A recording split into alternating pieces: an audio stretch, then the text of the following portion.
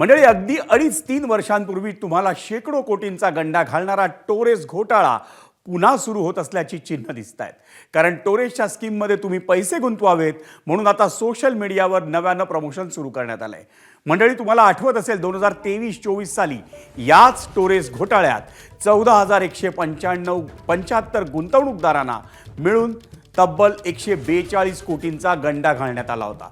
पण त्यानंतरही या घोटाळ्यात मोठी रक्कम कमावणाऱ्या सर्व व्यक्तींना टोरेस कंपनीकडून पुन्हा संपर्क साधण्यात येतोय आणि त्यामुळे ही स्कीम मुंबई पोलिसांसाठी पुन्हा डोकेदुखी ठरण्याची शक्यता आहे.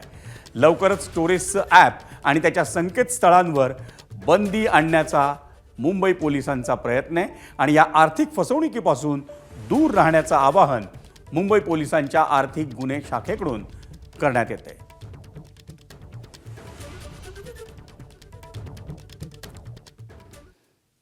म्हणजे टोरेस कंपनीनं सर्वसामान्य गुंतवणूकदारांना भुलवण्यासाठी त्यांच्या भोवती आकर्षक स्कीमचं जाळं विणण्याची तयारी ही पुन्हा सुरू केली आहे. त्याविषयी सविस्तर जाणून घेऊयात ग्राफिक्समधून.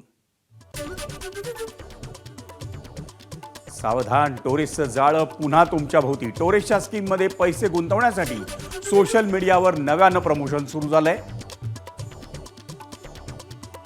2023-24 साली टोरेस घोटाळ्यात 14,175 गुंतवणूकदारांना मिळून तब्बल 142 कोटींचा गंडा घालण्यात आला होता. पहिल्या घोटाळ्यात मोठी रक्कम गमावणाऱ्या व्यक्तींना टोरेसकडून पुन्हा संपर्क करण्यात येतोय, त्यांना लक्ष करण्यात येते.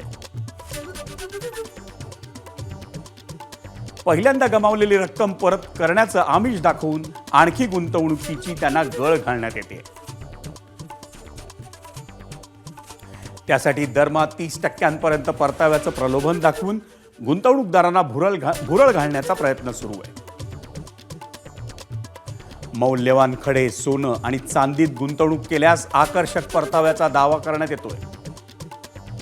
त्यासाठी टोरेसकडून बिटकॉईनमध्ये व्यवहार होत असल्याची माहिती आहे आणि धक्कादायक बाब म्हणजे 1 लाख गुंतवणूकदार सामील झाल्याचा टोरेसकडून दावाही करण्यात येतोय. जाहिरातबाजी आणि प्रमोशनला बोलून टोरेसच्या स्कीममध्ये गुंतवणूक सुरू झाली आहे.